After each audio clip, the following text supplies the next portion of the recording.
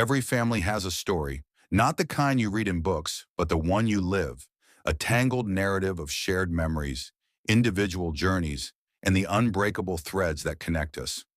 This is a story about three siblings, a makeshift fort, and the enduring bond that holds a family together, even when they're worlds apart. The fort they built in the backyard was more than just a pile of salvaged wood and old blankets. It was the epicenter of the universe for Maya, Rohan, and Jay, the three pillars of the Miller family.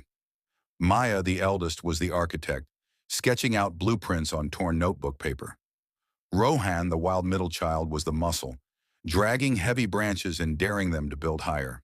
And Jay, the youngest, was the heart, adorning the walls with dandelion crowns and whispering stories to keep the monsters away. In that fort, their three lives were one, a single unbreakable thread woven with secrets, laughter, and a fierce shared loyalty.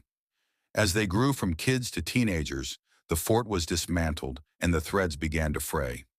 Maya was the first to pull away, her gaze fixed on a distant horizon. She was brilliant and driven, a perfect student who traded family dinners for late-night study sessions. The world outside their small town beckoned, and she answered its call, leaving for a top university across the country. Her calls home became shorter, filled with talk of internships and career paths that seemed a world away from their backyard. Rohan was next, not with a plan, but with a restless energy that couldn't be contained. He traded textbooks for a backpack, his ambition a desire to see every corner of the world. His messages were sporadic, popping up at odd hours from different time zones. A blurry photo from a street market in Bangkok, a short, breathless video from a mountaintop in Peru. He was living his dream, but his physical absence felt like a void back home. Jay, the youngest, found himself in the middle of a silence. He chose a college close to their parents, a choice that made sense for his gentle spirit.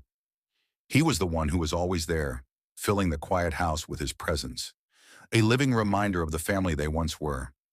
He felt the distance between them most acutely, a quiet ache that grew with every unanswered call and every holiday spent without his siblings.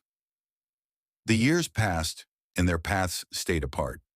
One was a sharp-suited executive in a glass tower, another a sun-weathered globetrotter, and the third a dedicated teacher building a life in the town he never left. They were three separate planets, each with its own orbit, and the gravitational pull of their childhood was fading. Then came the call. Not a crisis, but a slow-dawning reality. Their father's knees were giving out. Their mother's memory was beginning to falter. The small challenges of life were becoming big ones, and they knew their parents couldn't face them alone. Initially, it was chaos.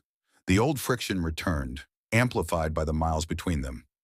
Maya, the pragmatist, wanted to set up a shared budget and a meticulous care schedule.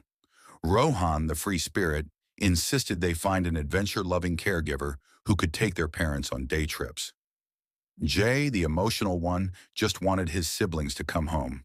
The video calls were filled with sighs and exasperated tones, a painful echo of their teenage arguments. But beneath the frustration was the same fierce, shared loyalty they had as kids. They weren't building a fort, but they were building something just as important, a system of care from afar. Maya used her corporate skills to set up a meticulous spreadsheet for finances and appointments.